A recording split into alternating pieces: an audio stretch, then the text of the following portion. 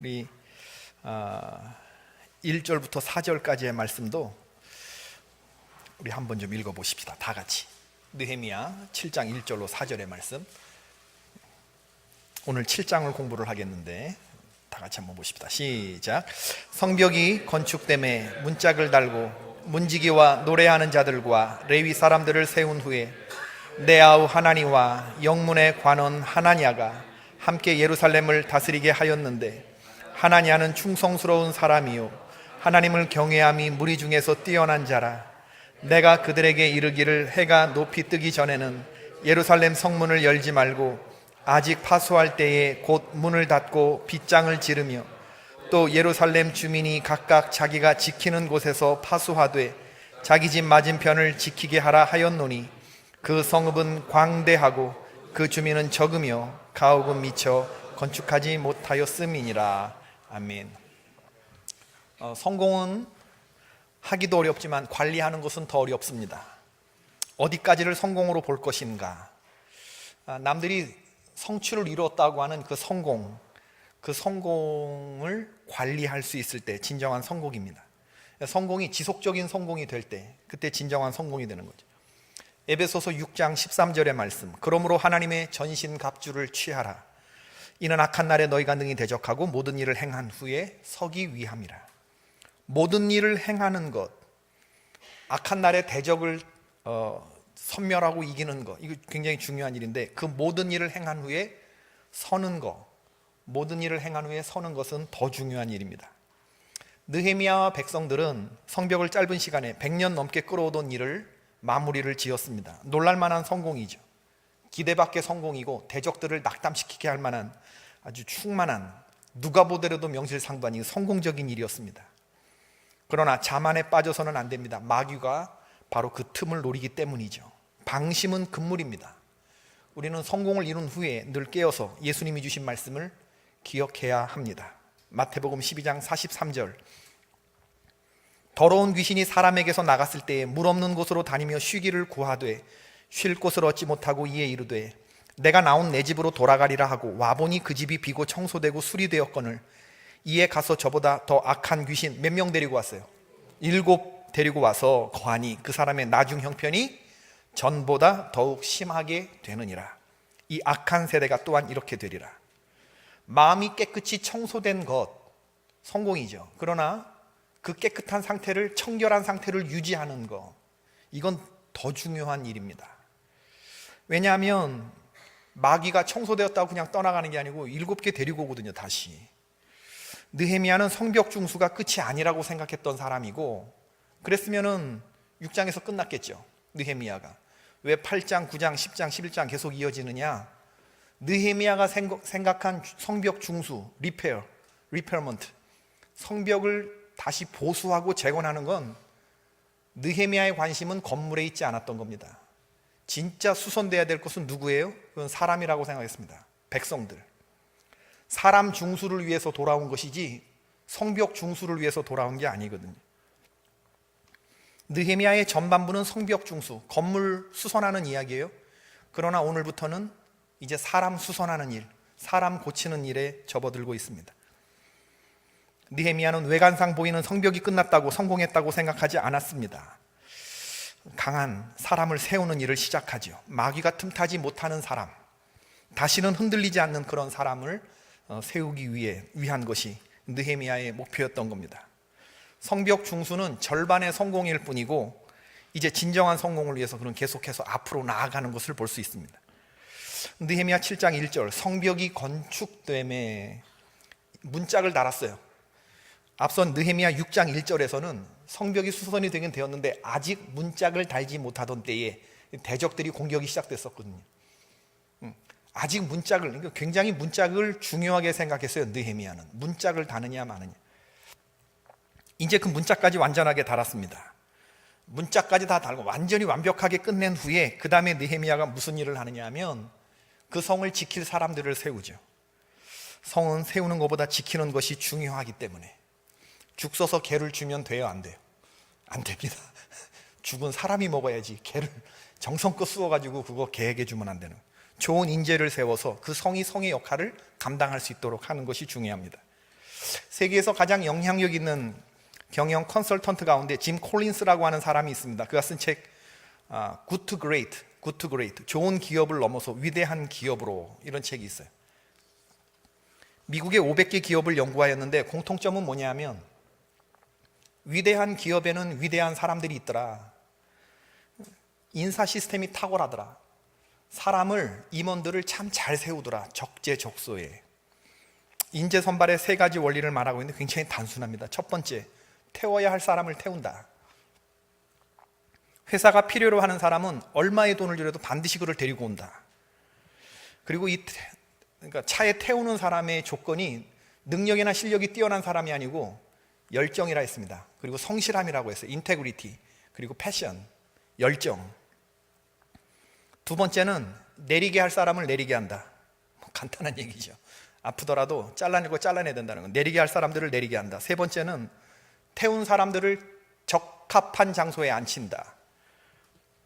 느헤미야가 그 원조의 모습을 보여주고 있죠. 본문 1절을 보면 성벽이 건축됨에 문짝을 달고 제일 먼저 문지기와 노래하는 자들을 세워요. 그리고 레이지파 사람들을 세웁니다. 문지기는 너무나 중요한 사람이죠. 이 예루살렘 성에 12개 문이 있는데 그 영문들이 있는데 이걸 지키는 사람이거든요. 누가 들어오고 누가 나가느냐, 이거 지키는 건 굉장히 중요한 거거든요. 여러분, 다른 나라 갈 때 우리가 그 이민국을 통과할 때, 보더라인을 할 때, 그때 꼭 공권력을 가진 사람이 지킵니다. 그 사람들에게는 무기가 지급되어 있고 그 사람들에게는 엄청난 국가가 이 권력을, 어떤 권한들을, 그런 거를 주는 걸 볼 수가 있어요. 왜냐하면 아무나 드나들게 할 수는 없다는 겁니다. 선진국으로 갈수록 이거 점검하는 게, 이 보더라인이 굉장히 중요하죠. 군인 부대를 가보면요, 군기가 센 부대는 어디를 보면 하냐면 위병소를 들어갈 때 보면 알아요. 위병소 군기. 위병들이 어떻게 그 정문을 지키느냐, 그 태세를 보면 이 부대가 군기가 있는 부대다 없는 부대다 금방 드러납니다. 군기가 빡센 그런 해병대나 이런 부대 가보세요. 정문 서 있는 그런 이 초병들의 눈초리가 다릅니다. 바로 그런 거죠.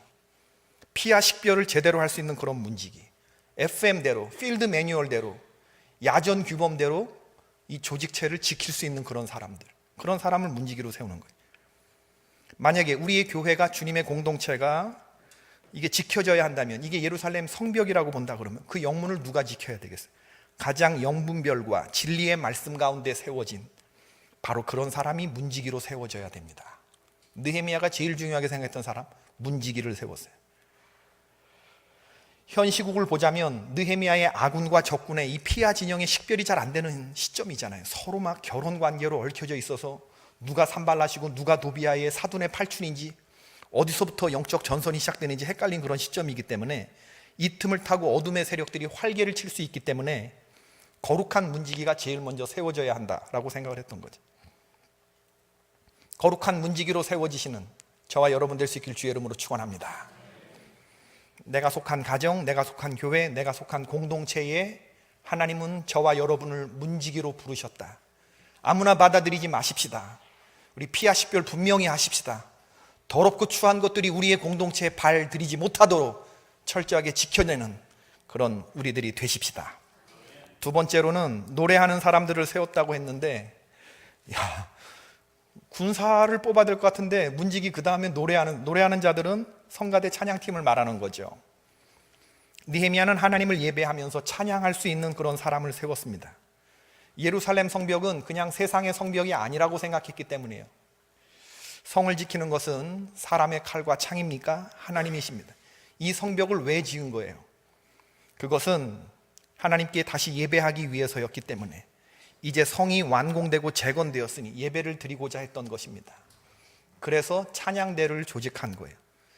그래서 성가대를 조직한 것입니다. 누가 하나님의 거룩한 군사냐? 노래하는 자가 곧 군사다라고 본 거예요. 찬양팀, 성가대가 곧 군사다, 영적인 의미로. 대적을 상대할 때 이 찬양하는 사람, 얼마나 중요한지 몰라요. 그 다음에는 이렇게 노래하는 사람과 문지기 세우고, 2절의 말씀 보니까 내아우 하나니와 영문에 관한 하나냐가 함께 예루살렘을 다스리게 하였는데, 하나냐는 충성스러운 사람이요 하나님을 경외함이 무리 중에서 뛰어난 자라. 이러면서 이름이 비슷해요. 예? 하나냐? 이게 똑같이 하나니와 하나냐 이름이 비슷해. 네, 웃길 줄 알았어요. 네. 예루살렘을 다스리는 행정 책임자로 느헤미야가 하나니는 누구예요? 느헤미야의 친동생이라 그랬지, 친동생. 여러분, 예루살렘을 다스리는 행정 책임자로 느헤미야가 자기 친동생을 꽂았어요. 이건 뭐예요? 세상 말로 말하면 이거 될 수 있어요? 낙하산이 낙하산. 용납할 수 있습니까, 장로님? 코드 인사죠. 누가 보더라도 꽂았어요. 형이 동생을 꽂다니. 하나님은 누구냐면, 성경이 말하는 거는 세상적인 원리를 말하는 게 아니거든요. 성경은 하나님은 페르시아에서 일하는 형에게 먼 길을 달려와서 예루살렘에 참상을 전한 인물입니다. 형을 예루살렘으로 데려가기 위해서 하나님의 메신저 역할을 했던, 메시지 캐리어의 역할을 했던 사람이에요. 만일에 하나니가 세속적인 인물이었다면, 형님 아닥사스다 왕의 비서실장 됐어? 여기가 형 집무실이야? 여기가 형네 아파트야? 이러면서 형이 나를 위해서 하나님이 먼저 이곳으로 보내셨구나. 이때를 위함이 아닌고, 형 나 페르시아에서 살래. 아파트 하나만 주셔. 이런 얘기 할 수 있어요, 없어요? 잘 나가고 성공한 형이 있단 말이에요. 예루살렘 그 위험한 곳에서 와서 페르시아의 아닥사스다 왕 제국을 다스리는 그런 제국의 형이 왕과 직접 독대하는 술 맡은 관원장이란 말이에요. 바텐더가 아니라고 얘기했습니다. 비서실장. 그랬으면, 근데 하나님은 그렇게 한 사람이 아니에요. 그 형의 그 동생이었습니다. 형제가 하나님께 사로잡힌 믿음의 백성들이었던 걸 볼 수가 있어요. 예루살렘을 사랑하고 느헤미야의 이 마음에 열정과 도전의식을 심어주었던 그 동생이죠. 하나님의 마음을 그대로 전달할 수 있었던 그 동생을, 그 뜨거운 가슴이 있는 사람을 예루살렘의 행정 책임자로 세웠어요. 그 다음은 하나니하고 비슷한 하나냐는 영문의 관원이었다. 보니까 영문의 관원이었다. 예루살렘 성벽 중간중간에 망대에 배치된 파수꾼들의 총책임자가 영문의 관원이었던 거죠. 그러니까 하나냐는 누구냐면 파수꾼들 중에 파수꾼, 문지기들 중에 문지기. 그러니까 이때만 하더라도 직급이 낮았는데 이 일을 감당하면서 하나냐는 고속 승진을 한 케이스가 되는 거예요. 예루살렘을 다스리는 2인 중에 하나, 하나니와 하나냐가 선발되었으니까. 성벽 공사를 하는 이 영문을 다는 이런 일들을 하면서 느헤미야가 이 하나냐를 눈여겨본 것 같아요. 이 사람의 일하는 스타일은 어떤가? 많은 무리들이 제사장 반열서부터 각 가문들이 나서서 서로 연결하고 문짝을 달고 빗장을 지르고 이러는 일을 다 같이 하는데, 그 가운데서도 그 일을 성실하게 탁월하게 했던 사람이 누군지를 느헤미야가 봤던 거예요. 영문의 관원이었던 하나냐가, 성경은 간단하게 얘기합니다. 무리 중에서 뛰어났다고. 무리 중에서 뛰어난 영문의 관원 하나냐를 예루살렘을 다스리는 행정 관료자로 세우죠. 느헤미야는 하나냐의 무엇을 보았는가? 그의 충성스러움, 인테그리티를 보았고, 또 하나는 그의 하나님을 경외하는 마음을 보았다 했습니다.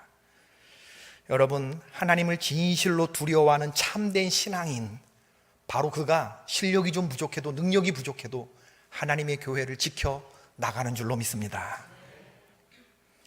무리들 가운데 뛰어난 신앙의 사람들이 있어요. 여러분 눈에 보여요, 안 보여요? 그런 사람들. 똑같은 일을 맡겨보면 보여요, 안 보여요? 고개를 좀 끄덕거려 봐요. 보입니까, 안 보입니까? 보이죠. 하나님만 중심 봅니까? 우린 못 봅니까? 우리도 기도하면 사람 중심 보입니다. 이렇게 딱 기도하면 딱 보면 압니다. 척 보면 아는 거지, 중심이라는 게. 느헤미야가 하나냐의 그 중심을 보았다. 하나님의 공동체에 세워질 일꾼들에게는 동일한 기준과 원칙이 적용되어야 합니다. 충성스러움과 여호와를 경외함이 무리 가운데서 뛰어난 자가 누구냐, 그 사람을 세워서 하나님의 거룩한 일을 맡기는 것입니다. 그 다음에는 예루살렘 성벽을 지키는 요령을 명령하는데 3절 말씀이죠. 내가 그들에게 이르기를 해가 높이 뜨기 전에는 예루살렘 성문을 열지 말고 아직 파수할 때 곧 문을 닫고 빗장을 지르며 또 예루살렘 주민이 각각 자기가 지키는 곳에서 파수하되 자기 집 맞은편을 지키게 하라 하였노니. 여러분, 성문은 사람 드나들게끔 하는, 성은 북적북적거려야 되는 곳인데 아침에 일찍 열고 저녁에 늦게 닫는 것이 관례인데, 사람들이 편하게 많이 오고 갈 수 있도록 편의를 제공해야 되는데 지금 느헤미야는 어떻게 했다는 거예요? 해가 높이 뜨기 전에 성문을 열지 말아라. 그러니까 성문을 여는 시점은 언제? 해가 높이 뜬 중천에 떴을 때 열어라, 그 얘기입니다. 아침 일찍 열지 말고 해가 중천에 환하게 떴을 때 가장 밝을 때에 성문을 열어라. 언제 닫느냐? 언제 닫으래요? 여러분 이거 정확하게 아셔야 됩니다. 언제 닫으래요? 아직 파수할 때, 아직 멤버들이 임무를 수행할 때, 일과 시간 내에 있을 때 성문을 닫아라. 아직 파수할 때의 문을 닫아라. 그리고 닫으라는 거에 방점이 있는 게 아니고 강조점은 어디에 두냐면요, 빗장을 질러라의 방점이 있어요. 문을 닫고 빗장을 질러라. 여러분 문은 그냥 이렇게 쾅 닫는 것보다 이렇게 딸깍 잠글 때 마음 다르죠. 거기다 문 잠그는 거 하나 더 설치할 때 마음 다르죠. 거기다 무슨 통나무 같은 게 하나 확 가로지를 때 마음 다르죠. 그거는 내 스스로의 마음과 관계된 것이거든요. 뭐냐 하면 경계태세를 늦추지 않겠다 라고 하는 그런 것이죠. 호시탐탐 노리는 대적들이 있고 이스라엘의 전투력이 미약했기 때문에 그 성읍은 광대하고 4절의 말씀인데 주민은 적고 가옥은 미처 건축하지 못하였기 때문에, 성벽이 중수되었다는 것은 모든 것이 완료되었다는 것이 아니고 이제 갓 한 걸음 떼었다라는 것으로 지금 느헤미야는 이해가 되고 있는 거예요. 이제부터 시작이지 이게 끝이 아니거든요. 내 할 일 끝나고 돌아가는 게 아니거든요. 진짜 하나님이 원하시는 건 사람 세울 때까지이기 때문에 지금 다 됐다가 아니고 빗장을 질러라. 지금은 그 다음 단계의 명령이 내려가는 거예요. 철통 같은 경계태세, 유비무한, 물 셀 틈 없는 경계, 뭐 이런 것들을 말하고 있는 거죠. 명장은 아무리 약한 적도 우습게 보지 않습니다. 승리했을 때도 우쭐하지 않습니다. 여호수아의 경우를 보십시다. 여리고 성의 놀라운 성공 뒤에 아이성의 처절한 실패가 성경에 나와 있죠. 왜 그랬죠? 방심했어요. 아이성이 우습게 보였거든요. 아이답게 보였거든요. 모두가 다 나갈 필요가 없다고 생각했거든요. 방심했고 우쭐했기 때문에 거기서 처절한 실패를 맛봐요. 느헤미야는 이스라엘의 경계를 용병에게 맡기지 않습니다. 모든 백성들에게 예비군이 되어야 한다. 니들이 직접 지켜야 된다. 이렇게 말을 하고 있어요. 각자가 자기 집 맞은편만 지켜도 많은 것이 지켜진다. 각자가 뭐 많은 영역할 것 없이 자기 집 맞은편만을 모두가 나서서 지키자라고 하는 거죠. 우리 집은 누가 지키는 거, 누가 지키죠? 우리 집은? 여러분 집은 누가 지키죠? 목사님 지켜주십시오. 예, 저도 지키지만 각자가 지키는 것이 필요합니다. 할렐루야. 예, 내가 지키는, 내 집은 내가 지키는 겁니다. 이스라엘 성지순례 가보세요. 이스라엘의 국경 딱 지나갈 때마다 경험되는 건 뭐냐면 굉장히 기분 나쁘게 해요. 그거 승질나서 그냥 돌아오는 분들도 여럿 있습니다. 왜 그래요? 공항서부터 기분 나빠요. 남자고 여자고 전부 다 총 들고 오르고 있는데 관광객들을 일단 우리 돈 벌어주러 온 사람으로 보지 않습니다. 그 이민국이나 그 검사하는 그 직원들이 우리를 테러리스트에 입국하는 것 정도로 봐요. 일단 개념이 그러는 이유가 있습니다. 테러리스트들이 관광객으로 위장하고 들어오니까. 이스라엘은 대적자들에게 어린아이들 실어 나르는 스쿨버스 테러를 경험한 적이 있어요. 그것도 여러 차례. 꽃 속에 폭탄 숨겨갖고 들어와갖고 자폭하고 그래서 많은 사람들이 죽어간, 유치원에서, 학교에서, 시장에서 그런 폭탄 테러를 경험해본 그런 나라 민족이기 때문에 경찰 부를 시간 없어요. 직접 그 자리에서 내가 해결해야 돼. 그렇기 때문에 다 무지기관총 들고 있는 거예요. 그냥 남자고 여자고 예비군이면. 청춘 남녀가 데이트할 때도 총 들고 데이트하고 허리에 이게 차고 그리고 키스하는 나라는 이스라엘밖에 없을 것 같습니다. 제가 볼 때. 총 들고. 거룩한 도성 예루살렘은 남녀노소가 없이 내가 내 나라를 지킨다. 내가 뚫리면 우리나라가 뚫린다. 느헤미야가 지금 그 생각을 하고 있는 거예요. 성읍은 광대하고 주민은 적으며 가옥은 미처 건축하지 못하였다. 성벽은 지었는데 거기에 살 사람이 없는 거예요. 도시가 형성이 돼야 되는데 도시가 채워지지 않았어요. 사람이 도성에 살지 않으면 그 도성은 유령 도시가 되겠죠. 그래서 느헤미야가 어떻게 했는가? 그러면 이제 5절부터 쭉 7장까지 이어지는 우리 이 본문을 왜 안 읽었느냐? 발음이 제대로 안 될 것 같아서. 전인태 권사님, 유득수 권사님이 읽으셨나? 발음이 제대로 안 될 것 같아서. 이게 우리나라 이름이 아니기 때문에. 그래서 결론 부분만 읽었는데 굉장히 어려워요, 발음이. 그죠? 그래서 이게 뭐 하는 소린가? 이거 하다가 다 주무실 것 같고. 그래서 스피디하게 넘어갔는데, 내 하나님이 내 마음을 감동하사, 5절 말씀이죠, 귀족들과 민장들과 백성을 모아 그 계보대로 등록하게 하심으로 내가 처음으로 돌아온 자의 계보를 얻었는데, 거기에 기록된 것을 보면 이게 무슨 말이냐면, 위험한 도성, 아직도 이 산발랏과 도비아와 겟셈과 뭐 이런 사람들이 호시탐탐 노리면서 대적들이 공격하는 그 예루살렘, 거기에 사람을 이주시키는 일은 쉬운 일이 아닙니다. 성벽을 튼튼히 세우고 도시를 형성하는 거 누가 가겠어요? 처음에 그거 네가 1번 타자로 가라 하면 여러분 같으면 가시겠습니까? 사람은 세워야 되는, 예루살렘을 방비를 해야 되겠는데, 일꾼이 필요한데 프론티어로 나설 만한 사람이 없는 겁니다. 느헤미야가 기도한 거예요. 그러니까 내 하나님이 내 마음을 감동하사, 느헤미야에 굉장히 자주 나오는 표현이에요. 여호와의 손이 나와 함께 하사, 그런 표현들 많이 나오는데, 이 문제를 놓고 기도했는데 하나님이 초자연적인 은혜로 나를 사로잡아 주셨다, 그 얘기입니다. 그래서 귀족들과 민장들과 백성을 모아서 인구 센서스를 합니다. 인구 조사를 하는 거죠. 여러분, 어떤 위험한 일이나 풀리지 않는 그런 문제가 있을 때 하나님이 여러분의 마음을 감동케 해주시기를 주의 이름으로 축원합니다. 하나님께 기도하십시오. 여러분의 똑똑함, 여러분의 능력, 실력으로 안 될 때가 있어요. 그럴 때 하나님이 감동하시면 그 문제가 풀립니다. 오늘 기도하실 때 여러분의 문제가 풀릴 수 있게 되기를 바라고, 하나님이 여러분의 마음을 사로잡아서 감동케 해주시기를 바라요. 야고보서 1장 5절, 너희 중에 누구든지 지혜가 부족하거든 모든 사람에게 후히 주시고 꾸짖지 아니하시는 하나님께 구하라, 그리하면 주시리라. 성부, 성자, 성령 하나님, 나에게도 감동을 주시옵소서. 느헤미야가 이제 인구조사를 하는데, 우선 귀족, 민장, 백성, 이 지도층 인사서부터 일반 백성들에게 이르기까지 이제 인구조사를 시작을 하죠.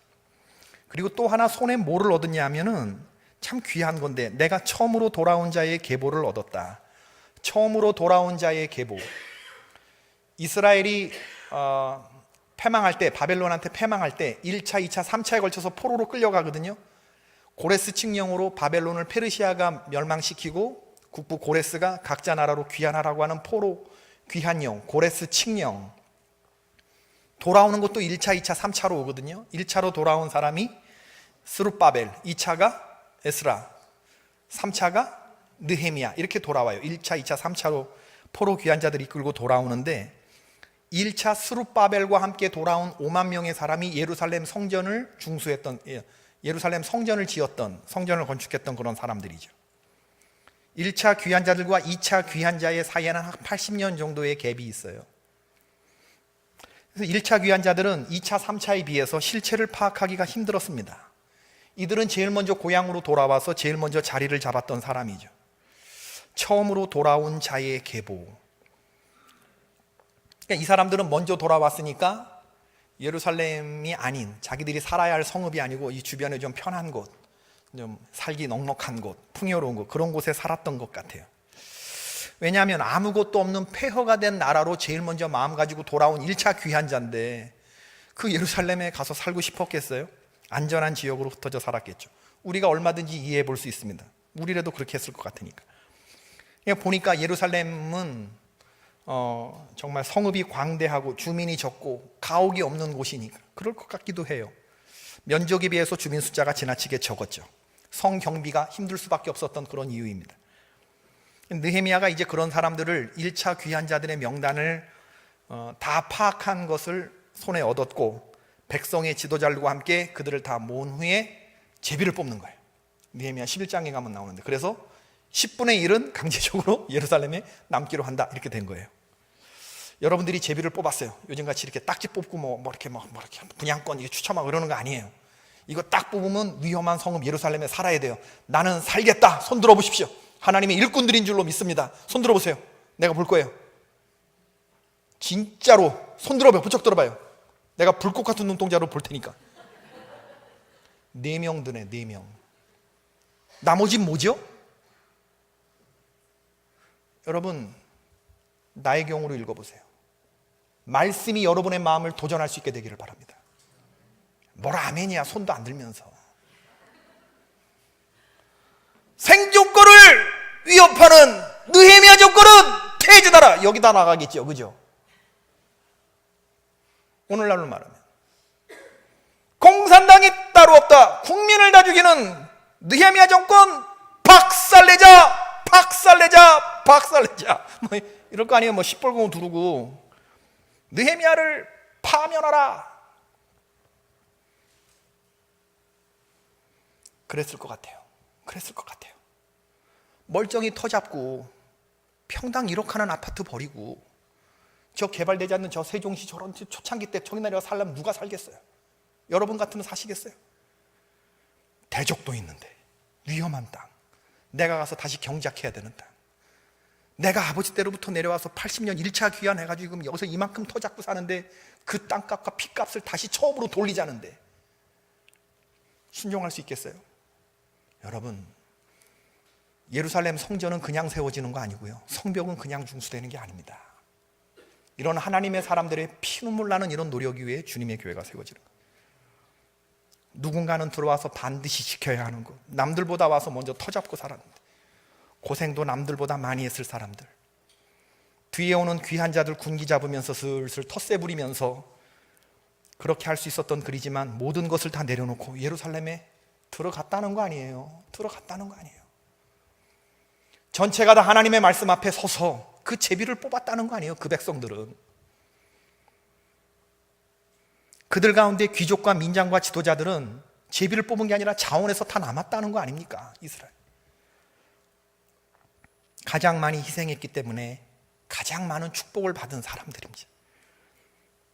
오늘 읽지 않은 8절부터 65절까지 나오는 많은 사람들의 이름이 있는데 회중의 수가 42,360명, 남녀 종들이 7,337명, 노래하는 자들이 245명.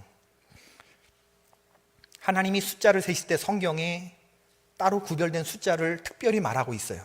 이건 무슨 얘기냐면 7일 중에 안식일, 수입 중에 10분의 1, 11조, 수확물 가운데 첫 열매, 첫 소산, 12지파 가운데 레위지파, 무리들 가운데 노래하는 자.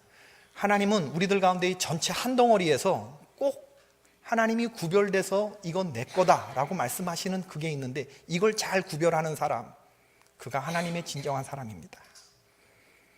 시간을 하나님 앞에 바치고 주일 성수, 그 다음에 내 수입 가운데서 10분의 1을 하나님께 드리는 것, 바로 이게 기본 중에 기본인 거죠. 주일 성수와 11조. 이제 당회가 가까우고 우리가 집사도 세워야 되는데 집사의 가장 기본 이 두 가지 봅니다. 그가 주일을 빠짐없이 지키는가, 그의 삶에 하나님의 것을 따로 분별할 수 있는 11조의 삶이 있는가. 이 두 가지만 되면 우리 개포교회는 집사를 직분을 주는 거예요. 느헤미야가 발견한 계보에 의하면 짐승의 숫자까지 말이 736마리, 노새 245마리, 나귀가 6,720마리. 7절부터 보면요, 우리가 읽진 않았지만 슬슬슬 눈으로 한번 따라 보시면서 눈으로 보시면서 따라오십시오. 고향으로 돌아오는 귀환을 주도했던 지도자 그룹들의 명단입니다. 7절은.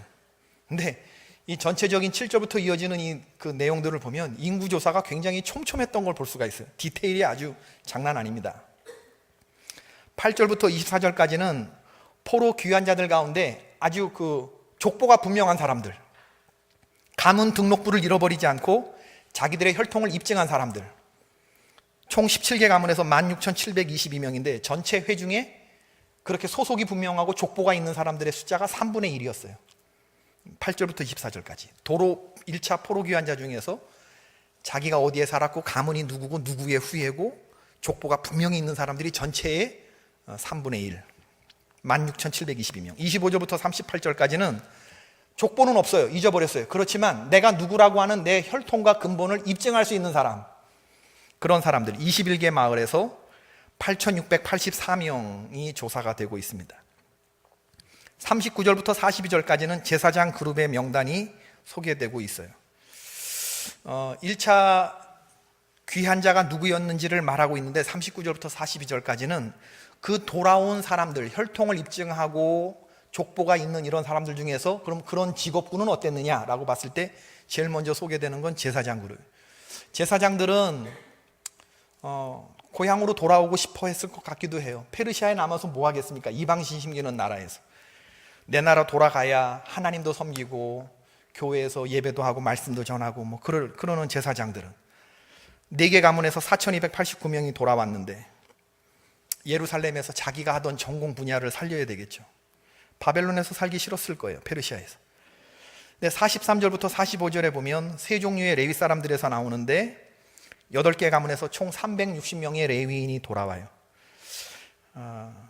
제사장 몇 명 돌아왔다고요? 4289명.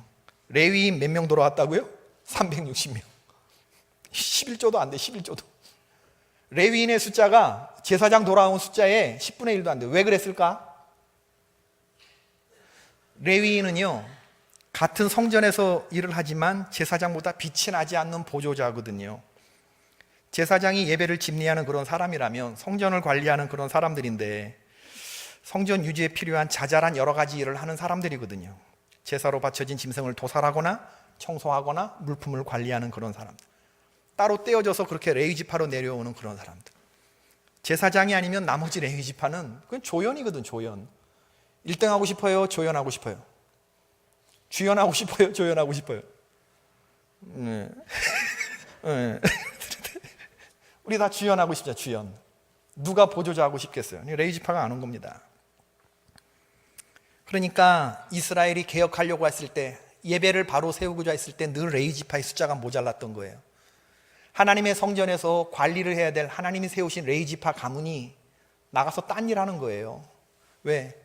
하나님이 이들에게 11조를 명해서 먹고 살라고 하는 하나님이 명령하신 월급조차도 받지 못했기 때문에, 이스라엘이 그만큼 타락했기 때문에, 율법에 못 박히신 기초적인 대우를 받지 못하는 사람들이 그럼 어떻게 하겠어요? 안이 꽂고 더러워서 성전에서 일하기보다는 내가 벌어먹고 살아야 되겠다. 그리고 세속적으로 나갔던 거예요. 이게 신앙의 타락이라고 보고, 성전 일이 아니고서라도 먹고 살 일은 얼마든지 있다.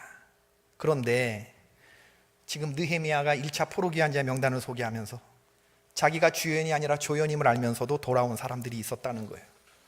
여러분, 주님을 섬기는 길에서 내가 주인공이 아니고 내가 들러리라고 생각해서 도망친 일은 없으십니까?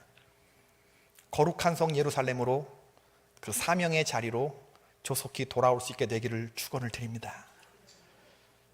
46절부터 56절까지는 본래 이방인이었지만 60절까지 마찬가지죠. 60절까지 성전에서 망리를 부과받은 자들의 명부인데, 제사장 돌아왔고 레위지파 돌아왔고 그리고 이방인들이었는데, 그러니까 전쟁, 솔로몬 느디님 사람들 같은 경우 나오거든요. 46절에 느디님 사람들이 누구냐?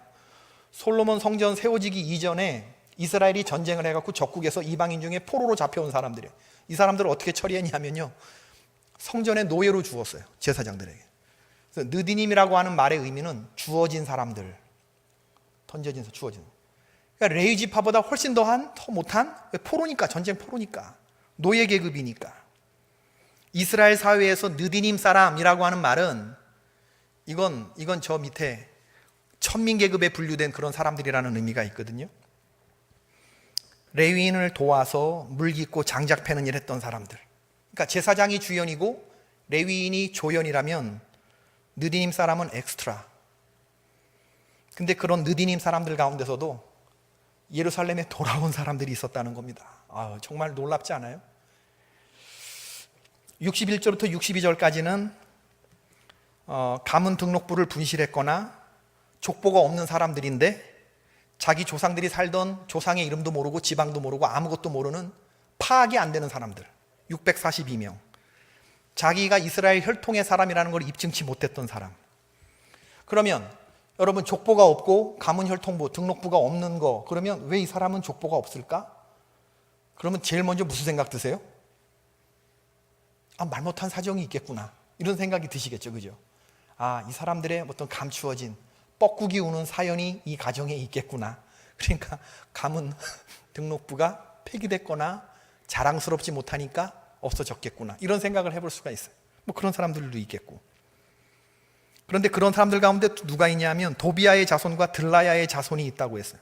도비아라고 하면 반역자들인데 도성한 가운데 떡하니 지금 근본도 없는 것이 지금 자리 잡고 있고, 들라야는 누구냐면 느헤미야 6장 10절에 나오는 느헤미야가, 이 제사장 그룹에 속한 이 들라야가 일에 나오지 않아서 느헤미야가 신방 갔던 사람이에요. 대적들이 만나서 나랑 얘기하자고 4번씩이나 부르는데도 안 나갔던 느헤미야가 신방 갔던 이 들라야, 느헤미야를 암살당할 뻔한 위협에 처하게 한 사람 스마야의 아버지인데, 대적들에게 매수되어서 성벽 중수를 방해하고 그러던 사람이 이제 인구 센서스를 하니까 자신의 백성들로 바라달라고 떡하니 이름이 등장하는 거예요. 참 뻔뻔스럽다 생각도 들고, 63절부터 65절은 귀한 자 중에 제사장 가문에서 가문 등록부 족보의 분실로 인해서 자신들이 제사장의 후손임을 입증하지 못한 경우의 사람들, 자기가 제사장, 안수를 어디서 받고 온지 몰라요. 목사 안수를 근본도 없어요. 어디 신학교를 나왔는지도 몰라. 자기 아버지서부터. 근데 자기가 제사장이라고 주장을 해. 느헤미야가 딱 보기에 이런 사람들은 안 되거든요. 이 사람들은 당분간 자격 정지를 시켜야 되는 거예요. 65절에 보면 우림과 둠밈을 가진 제사장이 일어나기 전에는 지성물을 먹지 말라고 했다. 직분 자체를 금지한 것입니다. 우림과 둠밈을 가진 제사장은 대제사장인데, 종교 문제에 관한 한 이 문제를 종교 최고 책임자가 나타나서 이 사람의 근본을 분별해 주기 전까지는 느헤미야가 손대지 않는 거예요. 종교 분리, 국가가 종교에 대해서 이래라 저래라 하지 않는 것입니다. 근데 오늘날 우리나라를 보면은 국가가 점점 종교에 관여를 해요. 그리고 점점 종교 교육 못하게 하고 이 세상이 아주 이상하게 가고 있는데 사탄의 역사라고 저는 생각합니다. 대제사장의 직분을 승계한 사람이 나타나서 이 문제를 해결해 주기 전까지는 직권 정지를 시킨 거예요. 오늘 말씀을 읽으면서 느헤미야가 참 멋진 공무원이구나 생각이 드는 게, 하나님 앞에서 자기의 업무의 한계를 알았어요. 내 임무가 여기까지는 총독으로 신원미학인 제사장 그룹에 대해서 법대로 공정하게 처리를 하기는 하지만, 종교적 영역의 사정은 종교 지도자 우림과 둠밈을 가진 사람이 판결해 주기 전까지는 내가 나서서 법으로 권력을 가지고 막 재단하지 않는다는 겁니다. 그는 신앙의 사람이었고 고위 정치인 이전에 진실한 예배자였기 때문에 이런 행동이 나왔던 것이죠. 66절부터 69절은 이스라엘 회중과 그들이 소유한 소유물들의 총계, 70절부터 72절은 성전 재건을 위해서 자발적으로 드리는 신앙적인 행위가 묘사되고 있는 거죠. 말씀의 결론을 맺어봅시다. 예루살렘으로 돌아오는 많은 성도들 가운데 한 사람 한 사람이 계수되고 있어요. 명수가 세워지고 있습니다. 이름이 다 나오는 것은 아니지만, 나 하나쯤이야가 아니라 나 하나만이라도 하는 마음이 저와 여러분 가운데 있기를 주의 이름으로 축원합니다. 무너진 공동체를 세우기 위해서 예루살렘으로 돌아온 사람이 있었고, 성벽을 중수한 사람이 있었고, 그 가운데서 예루살렘에 아직도 대적이 있는 그 위험한 곳에 남았던 사람들이 있어요. 여러분, 주님을 섬기는 길에서 한 걸음 한 걸음 그 핵심으로 들어올 수 있게 되기를 바라요. 지금 당장에 내 것을 잃는 것 같아도 눈앞의 이익에 연연하다가 더 큰 영적인 축복을 놓치지 마시고, 이 일이 하나님이 기뻐하시는 일이라고 한다 그러면 손에 잡힌 거 내려놓고 내 것이라고 생각한 거 잊어버리고 부르심의 상을 위하여 달려가는 이런 멋진 하나님의 사람이 될 수 있을 때 그 사람의 이름이 존귀해지는 겁니다. 그럴 수 있게 되기를 바라요. 주님이 부르실 때 내가 이룬 게 이만큼 있지만, 형제들아 나는 내가 잡은 거 여기지 않는다, 내가 한 줄로 여기지 않는다, 오직 부르심의 상을 위하여 달려간다. 바로 그 영혼을 하나님이 이름을 기억해 주시는 거거든요. 이스라엘엔 참 멋진 사람들이 있었어요. 신앙생활을 하면서 받아들이기 어려운 일들이 있죠. 교회적인 어떤 요구나 이런 게 있을 때, 그럴 때 순종할 수 있게 되기를 바랍니다. 이런 일을 왜 내가 해야 돼? 이 나이에 내가 하리? 신앙생활 하면서 마음에 안 드는 어떤 이런 일들을 자꾸 시키면 우린 삐집니다. 남자들은 삐돌이, 여자들은 삐순이. 이것을 전문 용어로 시험 들었다 이럽니다. 목사님 나한테 시험 줬어. 시험 줘. 시험 들면 기분 나쁜 거죠. 그죠? 삐지면, 화나면 천국도 안 가! 이러는 거예요. 주전 538년 1차 귀환자, 주전 458년 2차 귀환자. 1차 포로 귀환 자들은 자신들이 80년 가까운 시간을 살았는데 그곳을 떠나서 예루살렘으로 돌아와요. 영적인 눈으로 보자면 우리 모두에게도 돌아갈 곳이 있습니다. 그곳이 우리의 예루살렘이죠. 우리는 그 땅에서 우리를 부르시는 하나님의 사명의 음성을 듣는 것입니다. 우리가 세상적으로 아무리 잘 살고 아무리 넓은 평수에서 살고 떵떵거리고 좋은 거 먹고 살아도 그 유효기간은 고작 해야 이제 한 30년 남으셨나요? 여러분 인생에서? 한 20년 남으셨나요? 한 40년 남으셨나요? 어머니가 아버지가 잘 살면 우리 금수저 물고 태어났다 치자, 고작 해야 70년 80년 살다가 그리고 잊혀지는 사람이 될 것인가, 아니면 주님이 부르시는 그 땅, 사명이 기다리는 땅으로 가서 하나님이 기억해 주시는 이름으로 영원히 살 것인가? 저는 목사로서 하나님이 뜻이 계셔서 우리를 개포교회 성도로 부르시고 이 교회를 통한 당신의 뜻을 이어가게 하시려고 하신다는 걸 저는 믿어요. 그러기 위해서 여러분들 가정을 세우실 것이고 우리 교회를 세우실 것이고 이 지역사회를 새롭게 하실 줄로 믿습니다. 이 사명의 땅에서 흔들리지 말고 주님의 귀한 일들을 감당해낼 수 있기를 바랍니다. 대적들이 호시탐탐 노리겠지만, 힘들고 어려운 헌신들이 요구되지만, 화나는 일들이 있지만, 그러나 내가 파수해야 될 내 집 앞이 넓고 광대하지만 우리 같이 지키십시다. 그리고 대적들을 완전히 섬멸하고 이 땅 가운데 산 위에 온 동네가 다 쳐다보는, 산 위에 세운 동네, 많은 사람들이 쳐다보는 이 빛과 소금의 사명을 감당하는 민둥산 위에, 나무가 있는 곳에 우리가 숨어서 사는 게 아니라 민둥산 위에 이사야 선지자가 말한 여호와의 기치를 세우면서 내가 곧 하나님의 백성이라고 선언하고 공포하며 나아갈 수 있는 숨기지 아니한 드러난 크리스찬들, 그래서 이 썩어가고 어두워져가는 시대에 멸종되지 않은 천연기념물로 그런 하나님의 다이아몬드 크리스찬, 자존심을 거신 그런 저와 여러분이 될 수 있기를 주의 이름으로 축원을 드립니다. 우리 그런 의미에서 360장 우리 찬송을 좀 부르고 싶은데, 360장